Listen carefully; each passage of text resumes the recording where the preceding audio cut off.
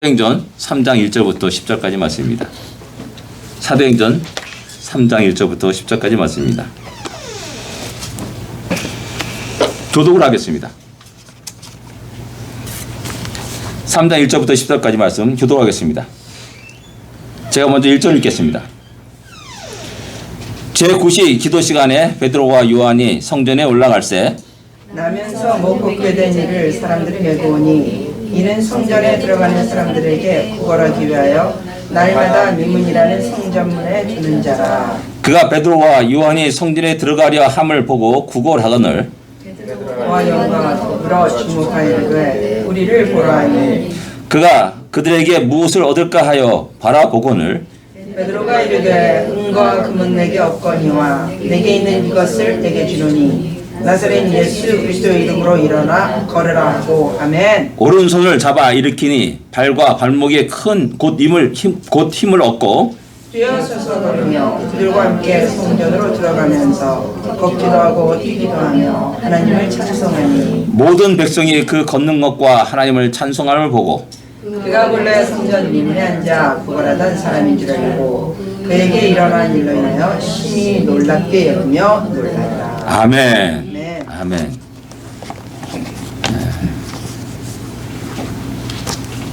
네, 오늘 본문은 그 오순절 강림 사건 이후에 어떻게 보면 첫 번째 기적을 이렇게 그리고 있습니다.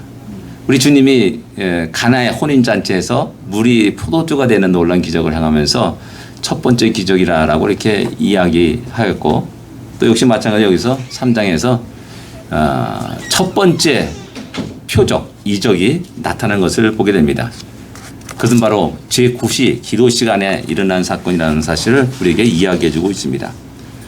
오늘 본문을 우리가 한번 한 절 한 절 이렇게 살펴보면서 한 장면들을 좀만 그려보면 좋겠습니다. 저는 어떻게 보면 이제 내가 화가 나면은 이 장면을 어떻게 표현할 것인가, 그릴 것인가라는 그런 상상도 하기도 하고요. 또 영화 감독이라면 내가 이 장면 하나하나를 갖다가 어떻게 찍고 어떻게 표현할 것인가라는 그 생각을 종종 할 때가 있습니다. 한번 하나하나 한번 살펴볼 수 있기를 원합니다. 제9시 기도 시간에 베드로와 요한이 성전에 올라가는 장면이 1절에 나타나고 있습니다. 9시라고 하면은 지금 우리 시간으로 오후 3시를 말하는 겁니다. 유대인들로 잘 알다시피 하루에 3번씩 기도하는 시간을 가지고 정한 기도 시간을 가지고 기도했습니다. 그것이 이제 3시, 6시, 9시였습니다. 이제 오늘 말하면 이제 오전 9시, 그 다음에 12시, 그 다음에 오후 3시입니다. 이 시간이 되면 이제 예루살렘에 살아간 경건한 유대인들은 기도하기 위해서 성전에 모였다라는 사실입니다. 근데 오늘 본문에 보면은 역시 베드로와 요한이 함께 그 성전에 기도하러 올라가는 장면이 나타나고 있습니다. 이 장면이 그냥 그렇구나 라고 모든 사람이 성전에 올라가듯이 그렇게 올라가는구나 이렇게 생각하면 안 됩니다. 굉장히 중요한 장면이 여기에 담겨 있는 것이라는 사실입니다. 전에는 이들은 각자 자기 살기 위해서 예수님을 버리고 도망갔던 사람들이었습니다. 또 길에서 누가 더 큰가 라는 것을 놓고 격렬하게 논쟁했던 사람이기도 했습니다. 그런데 이런 사람들이 함께 성전에 올라간다라는 사실입니다. 전의 모습과는 정반대의 모습을 우리에게 보여주고 있는 겁니다. 사람이 달라져도 이렇게 달라질 수 있냐는 겁니다. 결국 오순절 성령 강림의 역사는 그 각각의 사람들에게 엄청난 변화와 혁명을 일으켰다는 사실을 우리에게 보여주고 있는 겁니다. 그 전과 그 후가 너무나 다른 겁니다.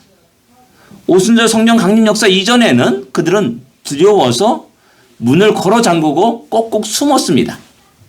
근데 이 성령 강림 역사 이후에는 그 문을 열고 힘있게 나가서 두려움이 아니라 담대하게 외치기 시작했고, 그리고 또 그렇게 함께 더불어서 함께 기도하러 성전에 올라가는 모습을 우리에게 보여주고 있는 겁니다.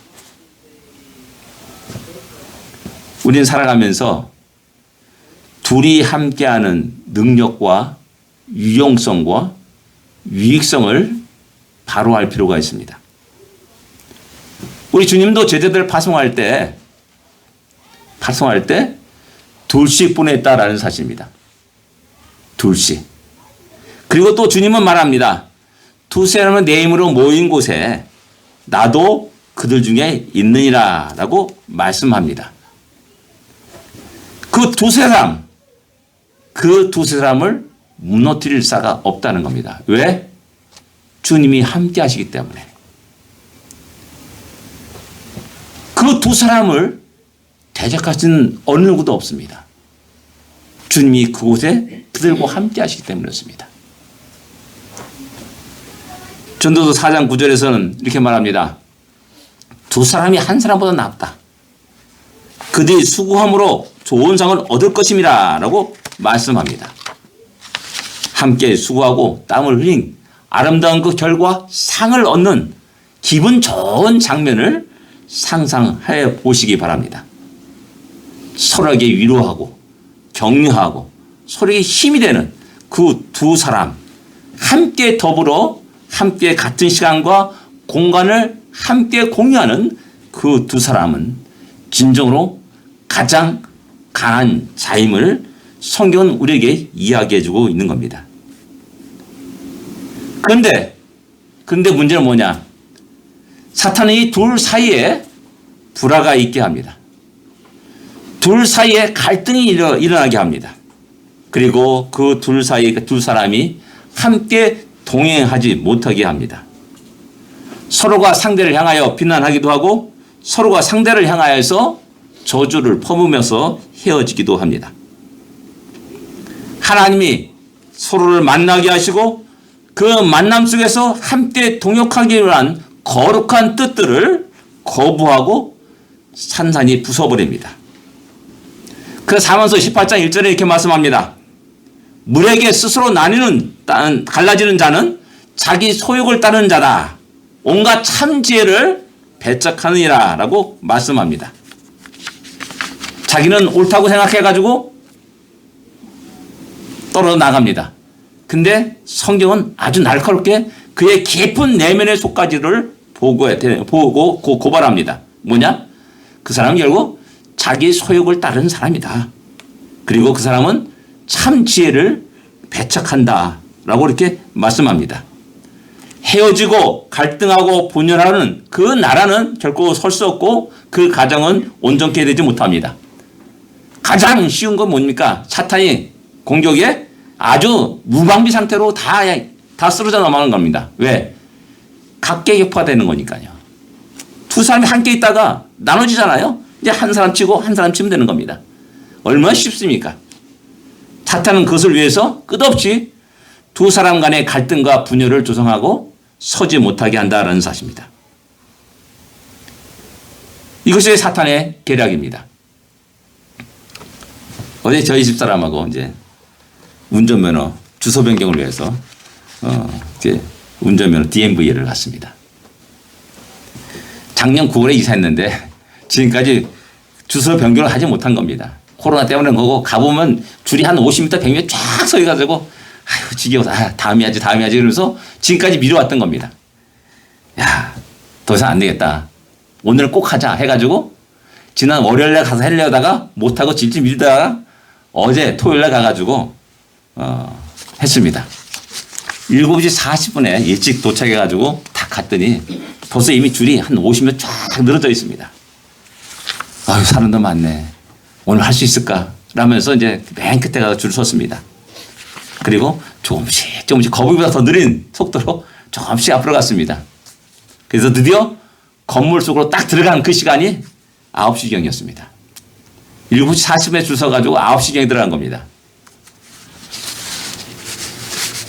그리고 또 건물 안에 들어가가지고 사진 찍기도 하고, 그다음에 대기하기도 하고, 그러면서 쭉 다 끝나고 나오니까 한 10시 20분 정도 됐습니다.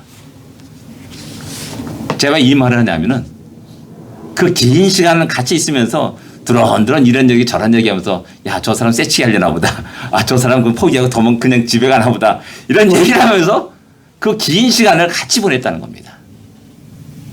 거기서 이 함께 하는 것이 이렇게 중요하구나 라는 사실을 새롭게 발견하게 됩니다. 기나긴 인생길을 걸어가면서 참으로 나에게 그런 귀한 동반자가 있고 함께 그 길을 걸어갈 수 있다는 그것은 진짜 복 있는 자입니다. 그리고 하나님이 그런 은혜를 우리에게 주셨다는 사실입니다. 이런 것들을 우리가 마음껏 누리면서 우리의 인생을 좀 더 즐겁게 살아갈 수 있어야 됩니다. 그 다음에 두 번째 우리가 생각하는 것은 함께 했을 뿐만 아니라 그들은 같은 목적을 가지고 그 성전에 올라갔다라는 사실입니다. 그들의 목적이 무엇입니까? 그 시간에 그곳에 가게 되면 수많은 사람들이 있는 겁니다. 베드로와 요한이 그곳에 올라간 가장 중요한 목적은 그들에게 복음을 전한 것이었다는 사실입니다. 그들은 경건한 유대인들이었습니다. 그러나 그들은 예수를 알지 못하는 사람들이었습니다. 그들은 열심히 기도하는 자들이었습니다. 그러나 그들은 안타깝게도 주님의 죽으심과 부활이고 그것을 인정하지 않고 또 그분이 메시아심을 갖다가 받아들이지 않는 안타까운 그런 모습 속에 살아가는 사람이었습니다. 믿는 것 같은데 결정적으로 자기의 구원의 메시아를 받아들이지 못하는 그런 불신앙에 빠진 자들이었습니다. 그들에게 우리의 메시아가 이미 오셨고 그분이 죽으심과 부활을 증거하면서 그분들이 다, 그 사람들이 다 예수를 믿게 할 목적으로 그것에 올라갔다라는 사실입니다. 목적이 같지 않으면은 잠시 잠깐은 함께 동행할 수 있습니다. 그러나 평생을 같이 동행할 수는 없다라는 사실입니다. 그래서 함께 하는 것, 그 다음에 또 같은 목적을 가지고 우리의 인생을 온전히 하나님께 드리신 우리가 되기를 원합니다. 그 다음에 우리가 생각할 수 있는 것은 안진뱅이도 그곳에 있었다라는 사실입니다. 성전에서 구걸한 사람입니다. 2절을 보게 되면은 안진뱅이는 걷지 못하기 때문에 사람들이 메고 와서 그곳에 놔두고 갑니다. 4장 22절에 보면은 병 나은 사람은 40세나 되었다 이렇게 이야기하고 있습니다. 나면서부터 한 번도 걸어본 적이 없는 사람, 그러니까 무려 40년 세월을 갖다가 걸어본 적이 없는 사람이라는 겁니다. 사람들이 불쌍한 궁휼하심을 통해서 살아갈 수밖에 없고요. 자기 힘으로 살아갈 수 없는 사람이었습니다. 절대 절망의 상황에 놓인 사람이었습니다. 자신의 운명에 순응할 수밖에 없었던 사람입니다. 좋은 말로 그걸 받아들인다라는 것이 아니라 할 수 없이 순응할 수밖에 없고 그 운명을 거부할 수 없는 또 그 운명을 변화시킬 수 없는 그러한 사람이 이 안진뱅이였다라는 사실입니다. 가족들도 또 아는 친구들도 저 사람은 어쩔 수 없어.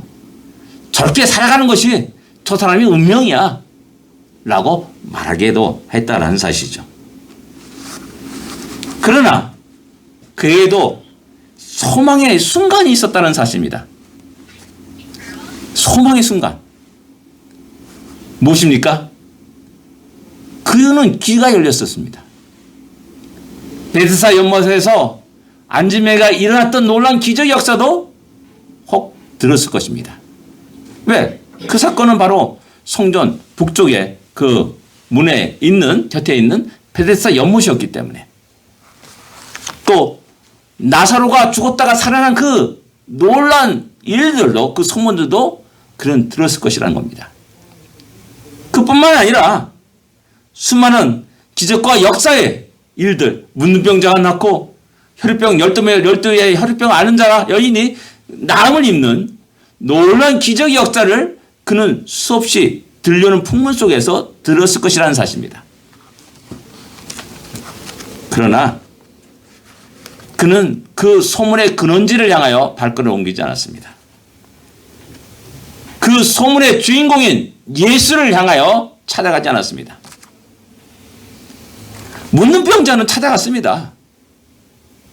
주여 나를 불쌍히 여기십시오라고 외쳤습니다. 혈류병 앓는 여인은 혹시 내가 좀 나았지 않을까 하는 마음에 가만히 손 들여서 접근해가지고 그 옷자락을 살짝 만졌습니다. 그러나 이 안전병이는 그 소문을 들었지만은 어떤 행동도 액션도 취하지 않았다는 사실입니다. 그래서 10년, 20년, 30년, 40년까지 그냥 그 자리에서 구걸하면서 그 자리에서 안전병이로서 살아가는 겁니다. 예. 수로보겐의 여인은 예수님께 대책을 받으면서도 자기 딸을 위해서 강력하게 주님께 나왔습니다. 걔들도 주인의 상에서 떨어진 부스러기 먹습니다. 그 부스러기 같은 은혜를 내게 주시옵소서 라고 간절히 소원하고 있지 않습니까? 근데 이 사람은 여전히 성전에 그 미문이한 곳에 앉아가지고 손을 내벌리고 구걸하는 사람이었다는 겁니다. 그 소문을 거부했던 사람입니다. 그 복음을 받아들이지 않았던 사람입니다. 어쩌면은 그 주인공인 그 예수님이 자기 바로 곁에 지난 것을 보고도 그에게 다가가지 않았다는 사실입니다. 왜? 주님이 예루살렘에 올라가셨지 않습니까? 요한복음은 안식일 3번을 그리고 또 초막절도 올라가셨을 거예요. 그게 여러 번 올라가셨고 성전에 올라가셨습니다. 분명히 그 안진병의 곁을 갖다 지나갔을 겁니다. 근데 그 안진병이는 그 주님께 주여 나를 불쌍히 여기소서 이 한마디를 내뱉지 않았다는 겁니다. 예, 걸을 수는 없었습니다. 그러나 손을 내뻗을 수 있고 외칠 수는 있었습니다. 근데 그것조차 하지 않았다는 사실입니다. 그러면서 자꾸만 예수님과의 그 만남이 그냥 아무 의미 없이 스쳐 지나가는 겁니다. 이 장면을 내가 영화 감독이라 찍었다면 그 장면을 아주 강하게 이야기하면서 안타까운 마음. 우리 드라마에도 그렇지 않습니까? 서로 출생의 신비를 갖고 있는 사람이 출생의 신비를 쫙 찾아가는데 그 두 사람이 자꾸 어긋나는 그 장면을 보면서 아이고 만나야 되는데 막 이런 안타깝게 생각하지 않습니까? 그런 건 장면일 겁니다. 그래서 그는 결국 40년 동안 여전히 성전 미문이라는 곳에 앉아서 지나가는 사람들에게 구걸하는 그런 인생을 살아간 겁니다.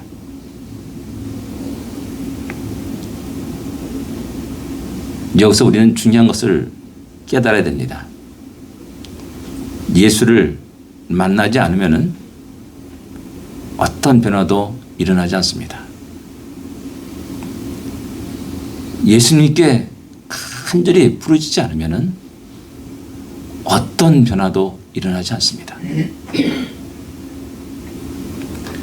주님이 나에게로 다가가셨는데 내가 그에 대한 반응을 하지 않는다면, 액션을 취하지 않는다면 조그만 변화도 일어나지 않습니다. 그냥 이것이 내 운명이거니 하면서 자기 자신을 하루하루 이렇게 살아갈 뿐인 겁니다. 여전히 못 걷지 못하는 고울한 신세로 그렇게 살아갈 겁니다. 우리 주님은 하늘의 그 영광의 보좌를 버리시고 우리 곁으로 다가오셨고 나의 삶의 현장, 우리들의 삶의 현장 속으로 다가오셨습니다. 근데 우리는 그분을 외면합니다. 그 말씀을 거부합니다. 그리고 여전히 우리 식대로 우리 방법대로 우리의 인생을 살아갑니다. 결국 조금 더 변하지 않냐는 10년 전과 20년과 조금 더 다르지 않는 우리 자신의 삶을 그대로 살아갈 뿐이라는 사실입니다.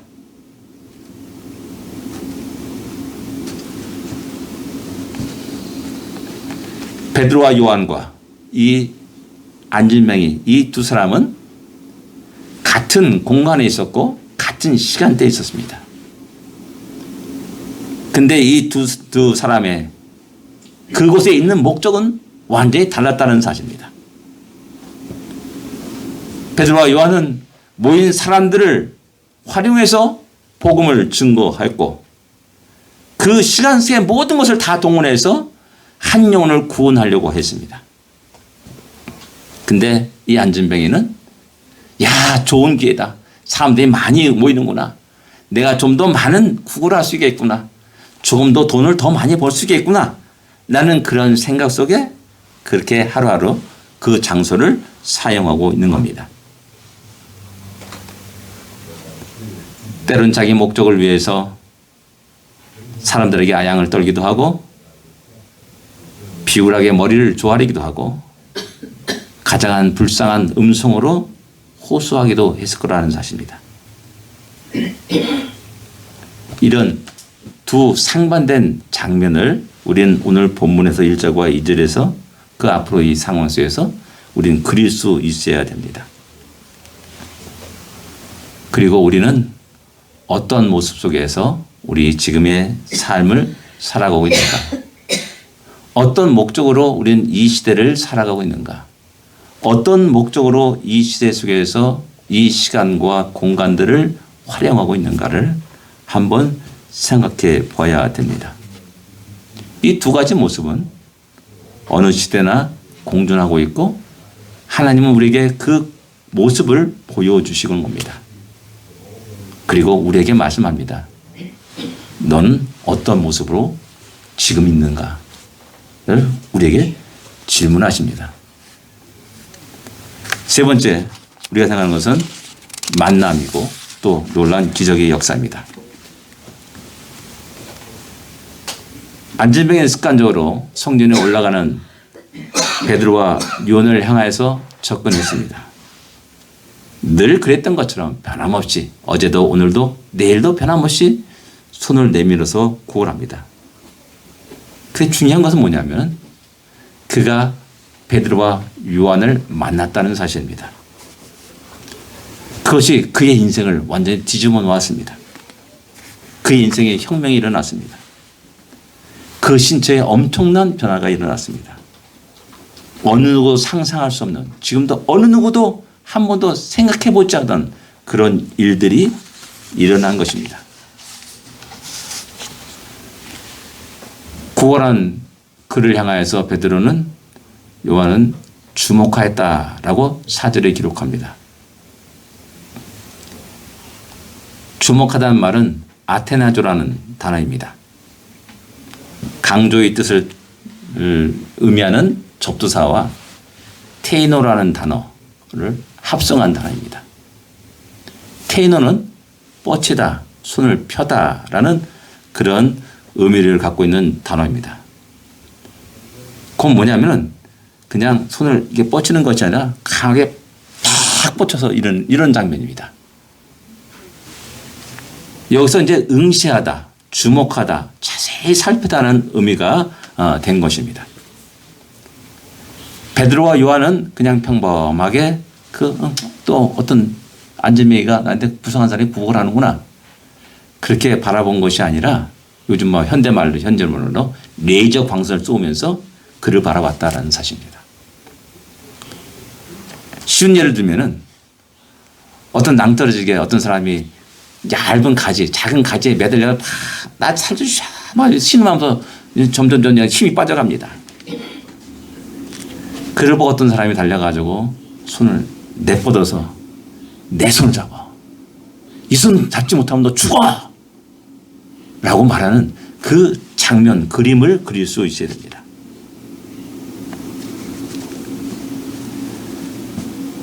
바로 베드로와 요한이 안진뱅이를 보면서 그런 시선으로 보았고 그런 눈으로 보았고 그리고 그에게 외치는 것입니다. 한 영을 향한 이런 눈빛이 우리의 눈빛이 되어야 됩니다. 우리의 그런 눈빛을 통하여서 한 영혼이 변화가 일어나고 한 인생이 혁명이 일어납니다. 예수를 영접하고 구원받고 하나님의 자녀가 되고 영생의 기쁨을 누릴 수 있는 그러한 모습으로 변하게 됩니다. 그에게 우리를 보라라고 말합니다. 어떤 기대감을 가지고 혹 돈을 얻을 것인가, 먹을 것을 또 얻을 것인가 라고 그 안진뱅이는 베드로와 요한을 바라봅니다. 그러나 그들의 입에서, 베드로의 입에서 나온 말은 은과 금은 내게 없다 라고 말합니다. 내가 나한테 바라는 것은 내가 너에게 줄 수 없어 라고 말하는 겁니다. 그런 너의 욕구를 채워줄 만한 능력도 내게는 없어. 그러나 내가 있는 것 내게 준다라고 말씀합니다. 내가 바라고 기대하는 것은 줄 수 없지만은 그러나 내가 줄 수 있는 것이 있다. 그것이 뭐냐? 나사렛 예수 그리스도다라고 말씀하는 겁니다. 아멘. 나사렛 예수 그리스도. 그냥 예수 그리스도로 하면 되는데 왜 나사렛 예수 그리스도라고 말하냐? 나사렛 이 말은 그 당시 유대인들이 경멸했던 말입니다. 아, 저 총구석에 있는 사람, 뭐 별 볼일 없는 사람, 배우지 못한 사람. 그 나다나엘도 말합니다. 야, 나사렛에서 무슨 선한 것이 날 수 있느냐라고 할 정도로 아주 시골 깡촌 뭐 그런 식으로 천대받는 그런 말이 나사렛이었습니다. 그런데 제자들은 그 말을 자랑스럽게 사용합니다. 또 믿음의 사람들은 그 말을 자랑스럽게 긍지로 살아갑니다. 예, 그렇습니다. 우리의 메시아, 우리의 주님은 가장 처한 곳에 왔습니다. 죄인의 몸으로 죄인인 나에게 왔습니다. 나의 삶의 현장 속에 왔습니다. 우리의 메시아가 그런 존재입니다. 라면서 자랑스럽게 였고 긍지로 그 단어를 아주 힘있게 사용했다는 사실입니다. 그 메시아가 너희 아픔을 알고 명령한다는 말입니다. 우리 삶의 현장에 찾아오신 낮고 낮은 그 분이 너의 피를 알고 명령한다라는 말입니다. 너의 신음 알고 너의 한탄 알고 너의 탄식을 알고 그 자리에서 일어날 것을 명령한다라는 말입니다. 나사렛 예수 그리스도의 이름으로 명하노니 일어나 걸으라 라고 말씀합니다. 아멘. 앉은 자리에서 일어나는 명령입니다. 운명 속에 복받아가지고 헤어나지 못하고 여전히 동일한 삶을 살아가는 그를 향해서 외치는 겁니다. 이 명령에 귀를 기르는 우리가 되어야 됩니다. 아멘. 우리 스스로가 말하지 않습니까? 왜 내 인생이 이러냐고 우리는 한탄하지 않습니까? 좀 더 행복해지고 있고 좀 더 풍요로워지기를 원하고 좀 더 웃으며 살기를 원하고 평안 속에 살기를 원한다라고 말하지 않습니까? 그러나 여전히 우리는 그 속에 살아갑니다. 왜? 이 오늘 주님의 명령을 들을 수 있어야 됩니다. 주님이 우리에게 다가오셔서 말씀하시는 이 명령을 말씀을 들을 수 있어야 됩니다. 그리고 그 명령에 반응할 수 있어야 됩니다. 우리를 변화시키는 명령이고 우리를 너무나 사랑하시기에 우리를 위해서 피를 토하면서 하시는 말씀이요 명령입니다. 우리를 위해서 십자가에 달려 돌아가시사 피와 물과 피를 아낌없이 다 쏟아부으신 우리 주님의 말씀이요 명령입니다. 다시 일어납시다. 아멘. 새롭게 시작합시다. 아멘.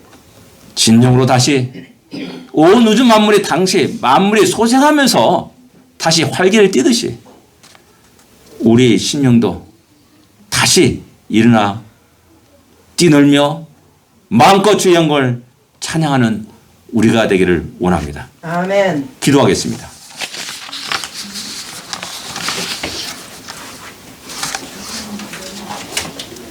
우리는 지금까지 여러 가지 여러 모양 속에 살아왔습니다. 좀 더 행복하기를 원하고, 좀 더 풍요롭기를 원하고, 좀 더 많이 풍성하게 누리며 살기를 원했습니다. 그러나 여전히 우리 삶은 메마르고 부족하고 불평과 원망이 일어난 우리의 삶임을 갖다가 우리는 볼 수 있어야 됩니다. 왜 그럴까? 이 원인이 무엇일까? 결국 우리는 주님을 떠난 우리 모습입니다. 주여. 떠나지 않았더라도 겨우 간들간들 그 가지에 붙어있는 우리 모습이 아니겠습니까? 다시 한번 우리를 찾아오신 주님을 볼 수 있고 만날 수 있기를 원합니다. 아멘. 안진뱅이가 그의 삶을 완전히 새롭게 했듯이 주여. 우리 인생이 주님으로 말미암아 새로워지기를 원합니다. 우리와 함께하여 주옵소서. 우리 가정과 교회를 통하여서 하나님의 뜻이 이루어지게 하시옵소서. 우리 모두가 하나님의 거룩한 목적의 소유자가 되게 하여 주옵소서. 우리 삶의 현장 속에 언제나 우리 주님을 만나게 하여 주옵소서. 그리고 말씀에 반응하게 하여 주옵소서. 그리고 우리의 삶을 주께 맡겨오니 우리의 인생을, 우리의 삶을 변화시켜 주옵소서라는 기도를 하기를 원합니다. 기도하겠습니다.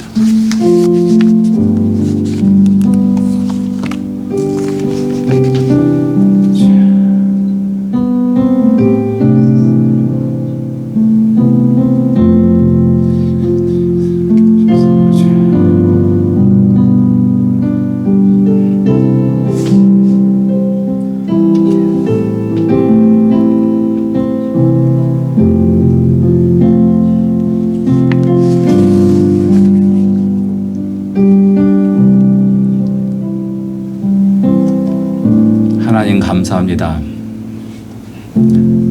우리를 위해서 이 땅에 우리 삶의 현장 속에 주님을 보내주시고 주여. 그분을 만나게 하심을 감사합니다. 아멘. 그러나 우리가 너무나 분주한 마음에 주님과 함께 동행하지 못했음을 용서해 주십소서. 주여.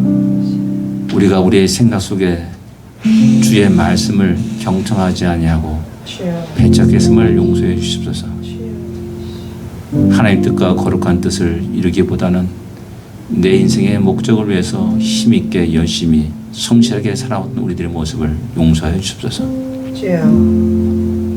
다시 우리가 정신을 차리고 늘 언제나 주님 곁에 있게 하여 주시고 우리 곁에 찾아오신 그 주님을 만나게 하여 주시고 아멘. 그 주님의 말씀에 귀를 기리는 우리가 되게 하여 주옵소서. 아멘. 진정 우리의 삶이 온전히 하나님의 뜻을 이루는 삶이 되게 하여 주시고 우리의 모든 삶을 통하여서 하나님께 영광이 되게 하여 주시기만을 간절히 바라고 원합니다. 아멘. 다시 우리가 웃을 수 있기를 원합니다. 주여. 다시 우리가 힘있게 믿음에 승리하기를 원합니다. 주여. 다시 우리가 우리의 모든 삶이 활기차기를 원합니다. 주여. 그렇게 우리를 변화시켜 주시옵소서. 아멘. 예수님으로 간절히 기도드립니다. 아멘.